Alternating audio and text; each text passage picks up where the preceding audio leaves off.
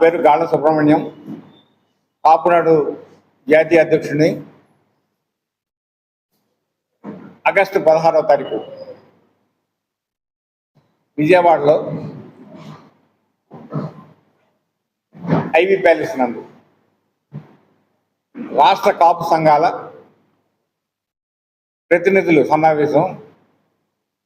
అంటే ఆల్మోస్ట్ రాష్ట్రంలో ఉన్న అన్ని సంఘాలని మేము రేపు సమావేశం ఇన్వైట్ చేస్తున్నాం. దానికి ప్రధానమైన ఎజెండా ఏంటంటే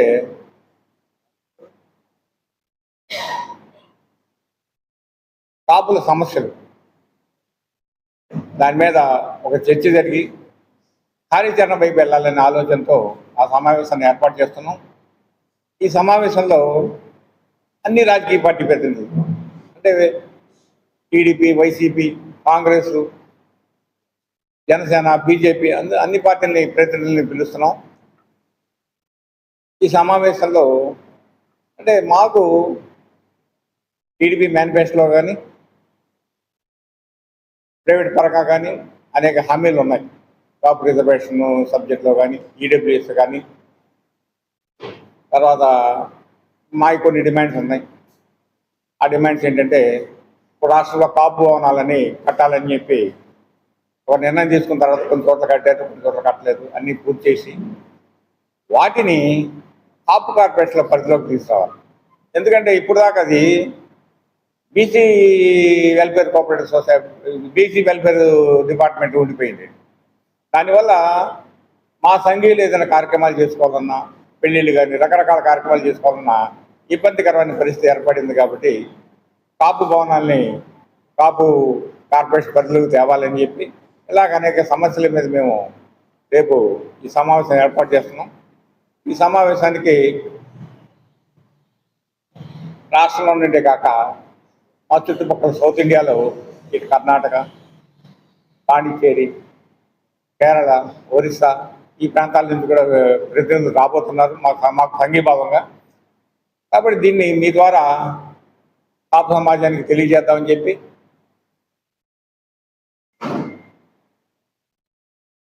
సమావేశం ఏర్పాటు చేయండి. పెద్దలు అక్కడ పాత్రికేయ మిత్రులకి, అలాగే ప్రింట్ మీడియా మిత్రులకి, ఎలక్ట్రానిక్ మీడియా మిత్రులకి నమస్కారం. కాపులు ఉద్యమ రూపంలో ఎన్నో ప్రయాణాలు చేశారు. మాకు కావాల్సిన అంశాల్లో రిజర్వేషన్ అంశం కానీ, అట్లాగే విదేశీ విద్య విషయంలో కానీ అనేక సందర్భాల్లో కాపు సామాజిక వర్గంలో ఉన్న నాయకులు ముద్రగడ పద్మనాభం గారు కానీ, వంగవీటి మోహన్ రంగా గారు కానీ, అట్లాగే స్థానికంగా ఉన్న నాయకత్వం సుబ్రహ్మణ్యం గారు కానీ, చందు జనార్దన్ గారు కానీ, కబ్జా గారు కానీ అనేక మంది ఈ సామాజిక వర్గం ఉన్నతి కోసం ప్రయత్నిస్తూనే ఉన్నాం. మరి ప్రభుత్వాలు మారుతున్నాయి కానీ ఇక్కడ స్థితిగతులు మారుతున్నా. మేము గతంలో రిజర్వేషన్లు ఇచ్చారు స్వతంత్రం ముందు, తర్వాత నాయకులు మారారు, మళ్ళీ రిజర్వేషన్ తీశారు. మళ్ళీ ఒక దామోదరం సంజీవ్ గారు లాంటి వాళ్ళు వచ్చారు, రిజర్వేషన్లు ఇచ్చారు. సంజీవ్ రెడ్డి గారు వచ్చి తీసేశారు. అసలు ఎందుకని ఈ జాతి మీద వివక్ష, ఎందుకని మమ్మల్ని ఇట్లా అడగదొక్కుతున్నారనేది అది ఒక సందేహంగానే మిగిలిపోయింది. మరి ఇలాంటి పరిస్థితులు ఉత్పన్నం కాకుండా మరి మా అనేక సంఘాలు ఉన్నాయి, దాన్ని అవమానపరుస్తా మాట్లాడుతున్న నాయకులకు కూడా మేము సంఘటితంగా ఉన్నామనేది మరి గతంలో రంగా గారు కాపునాడు పెట్టినప్పుడు, అట్లాగే ముద్రగడ పద్మనాభం గారు నిర్వహించిన కాపునాడు సభ ఒక నిర్వచనంగా తీసుకోవచ్చు. మరి ఈ రోజున రిజర్వేషన్ అంశంలో మరి ఒక ప్రభుత్వం రిజర్వేషన్లు ఇవ్వటానికి సాధ్యం కాదు కానీ ఈడబ్ల్యూఎస్ ఇస్తానికి అవకాశం ఉందని చెప్పి ఒక ప్రభుత్వం చెప్పడం, తర్వాత వచ్చిన ప్రభుత్వం దాన్ని మళ్ళీ పక్కన పెడతాం. ఈ రకంగా మా సామాజిక వర్గం కానీ, మా సామాజిక వర్గంలో ఉన్న విద్యార్థులు, ఉద్యోగస్తులు కానీ వారు కూడా రిజర్వేషన్ ఫలాలు అందక మరి ఎక్కడేసిన దొంగలు అక్కడే ఉన్నట్లుగా వాళ్ళ స్థితిగతులు కూడా అట్లాగే ఉన్నాయి, ఏమాత్రం మార్పు కనపట్టలేదు. ఉన్నత విద్య చదవటానికి మరి అనేక మంది, మరి రాజశేఖర రెడ్డి గారు ఆనాడు మైనారిటీస్కి 4% రిజర్వేషన్ ఇచ్చిన తర్వాత ఎంతమంది డాక్టర్లు అయ్యారు, ఎంతమంది ఇంజనీర్లు అయ్యారు. మరి అలాంటి పరిస్థితి అనేక చిన్న కులాలకు కూడా మళ్ళీ వాళ్ళని రిజర్వేషన్ అంశంలో చేర్చి వాళ్ళకు కూడా రిజర్వేషన్ ఇవ్వడం జరిగింది. మరి మాకు కూడా రిజర్వేషన్ ఇస్తే మాలో కూడా ఎక్కువ శాతం మరి రాష్ట్రంలో సుమారుగా 1 కోటి చిల్లర జనాభా మరి ఈ సామాజిక వర్గంలో ఉంది. మరి ఈ సామాజిక వర్గాన్ని వాడుకోవటం వదిలేయటం లాగానే ఉంది, కానీ ఈ సామాజిక వర్గానికి సరైన న్యాయం జరగట్లేదనే ఒక తలంపు మాలో వచ్చి ఈ ఐక్య కార్యాచరణ తీసుకోవడానికి మరి మేమంతా, మా నాయకత్వం అంతా సిద్ధంగా ఉంది. ఆగస్టు 16వ తారీఖు మరి పెద్ద ఎత్తున రాష్ట్రంలో ఉన్న నాయకత్వమే కానీ, సామాజిక వర్గంలో ఉన్న సంఘీయులే కానీ, నాయకులు కానీ వీళ్ళందరినీ పిలిచి మేము ఏకతాటిపై ఉన్నామనే ఒక గుర్తు చేయటానికి ప్రభుత్వాలకు కానీ, గత ప్రభుత్వాలకు కానీ, ప్రతిపక్షాలకు కానీ ఒక గుర్తు చేయటానికి, అలాగే మరి ఈ సామాజిక వర్గంలో స్వతంత్ర సమరయోధులు అనేక మంది ఉన్నారు. ఈ దేశం కోసం, ఈ రాష్ట్రం కోసం, ఈ ప్రజల కోసం పాటుపడిన వాళ్ళు అనేక మంది ఉన్నారు. మరి వాళ్ళ స్మృతికి కానీ, విద్యార్థులు హాస్టల్ వసతికి కానీ ఇట్లాంటి కావాలని గతంలో డిమాండ్ చేశాం. ఇప్పుడు కూడా రాజధానిలో మాకు ఒక 5 ఎకరాల స్థలాన్ని కేటాయించితే ఈ సామాజిక వర్గానికి సంబంధించిన అనేక అంశాలు అక్కడ స్మృతులు పెట్టుకోవటానికి ఆ నాయకులు, మా గతించిన నాయకుల స్మృతివనంగా ఏర్పాటు చేసుకోవడానికి అవకాశం ఉంటుంది. కాబట్టి అది కూడా ఒక చర్చనీయాంశంగా దీంట్లో తీసుకుంటాం. ఖచ్చితంగా 16వ తారీఖు దిశ ఏర్పాటు చేయడానికి కార్యక్రమాన్ని ఏర్పాటు చేశాం. కాబట్టి అన్ని రాజకీయ పార్టీల్లో ఉన్న కాపు ప్రముఖులు కానీ, అన్ని సంఘాలకు సంబంధించిన అధ్యక్షులు కానీ, కార్యదర్శులు కానీ ఈ సమావేశానికి వస్తారని తెలియజేస్తూ, మరోసారి పత్రికా ముఖంగా కూడా, మీడియా ముఖంగా కూడా వారికి అందరికీ తెలియజేస్తూ ఈ సమావేశాన్ని విజయవంతం చేయవలసిందిగా కోరుతున్నాను. ఈరోజు ఈ పత్రికా సమావేశానికి విచ్చేసినటువంటి పాత్రికేయ మిత్రులకు, ఈ సమావేశాన్ని వీక్షించబోయేటటువంటి తెలుగు రాష్ట్ర వీక్షకులకు ముందుగా నా నమస్కారాలు. ఈరోజు ఈ సమావేశానికి ప్రధాన కారణం ఏంటంటే, ఇప్పుడే చెప్పారు మా జాతీయ అధ్యక్షుడు వారు, మేము సంఖ్యాపరంగా ఈ రాష్ట్రంలో అత్యంత ఎక్కువ జనాభా కలిగినటువంటి ఏకైక కులం ఈ కాపు, బరిజ, తెలగ, తూర్పు కాపు, ఒంటరి. మాకు అనేక దశాబ్దాలుగా అనేక సమస్యలతో మేము చాలా ఇబ్బందులు పడుతూ వస్తున్నాం. మేము ఈరోజు 175 నియోజకవర్గాల్లో కూడా ఏ ప్రతినిధి గెలవాలన్నా కీలక పాత్ర పోషిస్తుంది ఈ కులమే. ప్రతిసారి ప్రతి రాజకీయ పార్టీకి అడ్డదడ్లుగా నిలబడుతున్నాం, నాయకులకు అడ్డదడ్లుగా నిలబడుతున్నాం. వారికి మా సంపూర్ణ సహాయ సహకారాలు అందిస్తున్నాం. మా సంపూర్ణ సహాయాలతోనే వాళ్ళు ఈరోజు ప్రజాప్రతినిధులుగా ఈరోజు శాసనసభకు కానీ, వివిధ రాజకీయ స్థానాలకు కానీ రాగలుగుతున్నారు. స్వాతంత్రం వచ్చినప్పటి నుండి కూడా మాకు ఏ రోజు ముఖ్యమంత్రి పీఠాన్ని అధిష్ఠించకపోయినా కొన్ని శతాబ్దాల క్రితమే మా జాతి యొక్క పరిపాలన దక్షతని నిరూపించినటువంటి మన చక్రవర్తి ఆనాటి నుండి నేటి వరకు కూడా సుపరిపాలన దక్షుడిగా పేరు ప్రఖ్యాతులు పొందుతున్నటువంటి శ్రీకృష్ణదేవరాయల వంశీకులం మేము. అంటే మా పాలన దక్షతని ఆ రోజు ఆయనే నిరూపించాడు మేము ఏంటి అనేది. అట్లాగే బడుగు బలహీన వర్గాలకు అండగా ఉంటూ దళితులకు, బీసీలకు, అన్ని వర్గాలకు ఏ అవసరం వచ్చినా నేనున్నానంటూ ఈ విజయవాడ నడిబొడ్డున అందరి గుండెల్లో చిరస్థాయిగా స్థానం సంపాదించుకున్నటువంటి మన నేత ప్రజానేత వంగవీటి మోహన రంగా గారి వారసులం మేము.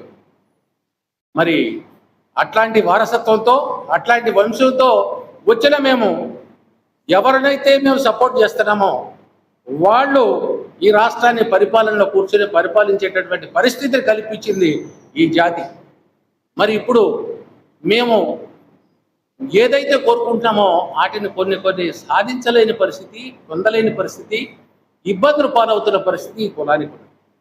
దాని మీద మేము ఈరోజు ఏ సమస్యలు అయితే ఉన్నాయో ఆ సమస్యల్ని మేము చర్చించుకొని దాన్ని ఏ రకంగా మేమందరం కూడా ముందు సమస్యలను తెలుసుకొని దాని మీద చర్చించుకొని దానికి నిర్ణయాత్మకమైనటువంటి మార్గాలు ఏమున్నాయని చెప్పి అన్వేషించడానికి దాని మీద నిర్ణయం తీసుకున్నానికి రేపు 16వ తారీఖున ఈ కాపునాడు ఆధ్వర్యంలో ఈ కాపు సంఘాలు అనేటువంటి కలుపుకొని పార్టీలు ఏవైతే పార్టీలు ఉన్నాయో వైసీపీ, జనసేన, బీజేపీ, మరి భారతీయ జనతా పార్టీ ఇతర ప్రముఖులందరినీ కలుపుకొని కులంలో ఉన్నటువంటి ప్రముఖులందరినీ కలుపుకొని ముఖ్యులందరితోనూ సమావేశం జరుపుకొని ఈ దాని మీద చర్చించి ఏకతాటి మీద అందరం ఒకే బాట మీద నడవాలనే ఉద్దేశంతోనే రేపు 16వ తారీఖున ఈ విజయవాడలో మీటింగ్ పెట్టబోతున్నాం.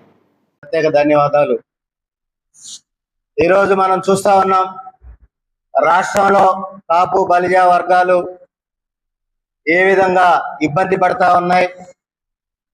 కొన్ని దశాబ్ద కాలంగా ఎటువంటి పోరాటాలు జరుగుతా ఉన్నాయి కూడా మనం చూస్తా ఉన్నాం, గమనిస్తా ఉన్నాం.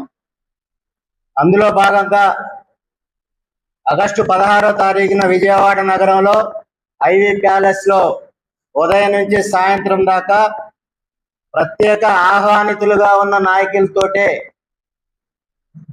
సంఘాల ప్రతినిధులు, సంఘాలకి నాయకత్వం వహించే ముఖ్యులు వారితోటి కార్యాచరణ కోసం, కాపు బలిజ వర్గాల సమస్యల మీద కార్యాచరణ కోసం సమావేశం నిర్వహించనున్నాం. ఈ సమావేశంలో అన్ని రాజకీయ పార్టీలకు సంబంధించిన ముఖ్యులు హాజరవనున్నారు. కాంగ్రెస్ పార్టీ నుంచి పల్లం రాజు గారు, ఉషా నాయుడు గారు, అదేవిధంగా ఆమంచి కృష్ణమోహన్ గారిని ఆహ్వానిస్తా ఉన్నాం. తెలుగుదేశం పార్టీ నుంచి పెద్దలు సీనియర్ నాయకులు బోండా ఉమా గారిని, కన్నా లక్ష్మీనారాయణ గారిని ఆహ్వానిస్తా ఉన్నాం. జనసేన నుంచి ఉదయభాను గారు, అదేవిధంగా బొలిశెట్టి శ్రీనివాస్ గారిని ఆహ్వానించాలని చెప్పి కమిటీ పెద్దలంతా నిర్ణయించడం జరిగింది. వైసీపీ నుంచి పెద్దలు సోదరులు తోట త్రిమూర్తులు గారు, బొత్స సత్యనారాయణ గారు, కన్నబాబు గారు, అదేవిధంగా రాయలసీమ నుంచి మహాలక్ష్మి శ్రీనివాస్ గారిని కూడా ఆహ్వానించడం, బీజేపీలో ఉన్న సీనియర్ నాయకత్వాన్ని కూడా ఆహ్వానించడం జరుగుతూ ఉంది. అయితే ఈ సమావేశం ఎవరికి వ్యతిరేకంగా పెట్టేది కాదు. సంఘ నాయకత్వం ఏ రాజకీయ పార్టీకో ఎవరికో వ్యతిరేకమైనది కూడా కాదు. గతంలో బీసీ రిజర్వేషన్కి సంబంధించిన అంశంలో కేంద్రానికి పంపిన పరిస్థితి ఉంది. అదేవిధంగా ఈడబ్ల్యూఎస్ సంబంధించిన అంశంలో 5% రిజర్వేషన్ ఇస్తూ దాన్ని ఎన్నికల గత ప్రభుత్వ హయాంలో ఈడబ్ల్యూఎస్ 5% అమలు పరచాలని ఆ రోజు పెద్దలు చంద్రబాబు నాయుడు గారు నిర్ణయం తీసుకోవడం జరిగింది.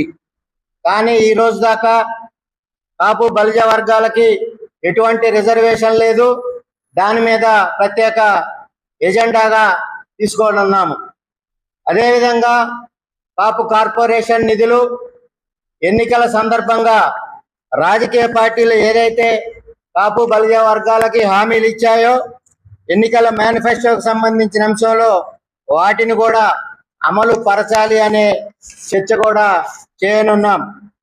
ఆ రోజు కాపు సంక్షేమం పేరు మీద ప్రభుత్వం అమలు చేసే సంక్షేమ పథకాలకు అదనంగా సంక్షేమం కోసం కనీసంగా రానున్న 5 ఏళ్లలో 15,000 కోట్ల రూపాయలు కాపు బలిజ వర్గాల కోసం ఖర్చు పెట్టే విధంగా ఆ రోజు మాకు హామీ ఇవ్వటం జరిగింది. అదనంగా కాపు భవనాల నిర్మాణాలను త్వరితగతిన పూర్తి చేస్తామని ఆ రోజు పెద్దలంతా కూడా కూటమి నాయకత్వం హామీ ఇచ్చింది. ఇవే కాక ఎన్నో సమస్యలు ఉన్నాయి రాష్ట్రంలో. ప్రత్యేకంగా కాపు కార్పొరేషన్ కి ప్రతి సంవత్సరం 3,000 కోట్ల రూపాయలు నిధులు ఇస్తానన్న నేపథ్యం ఉంది. కాబట్టి కాపు కార్పొరేషన్ కి ఇస్తానన్న 3,000 కోట్ల రూపాయలు 2 సంవత్సరాలు పూర్తయిన సందర్భంగా తప్పనిసరిగా 6,000 కోట్ల రూపాయలు కేటాయించాలని, కాపు భవనాలను త్వరితగతిన పూర్తి చేయాలని, ఏదైతే రాష్ట్రంలో కాపు బలిజ వర్గాలు ఇబ్బందులు ఎదుర్కొంటున్నాయో ఆ సమస్యలన్నిటి మీద చర్చించి చర్చ, అదేవిధంగా తీర్మానాలు, దాని మీద కార్యాచరణ ప్రకటించే అవకాశం. ఈ సందర్భంగా రాజకీయ పక్షాల నేతలు వారి సూచనలు తీసుకోవటమే కాకుండా ఏదైతే కాపునాడు నాయకత్వం రాష్ట్ర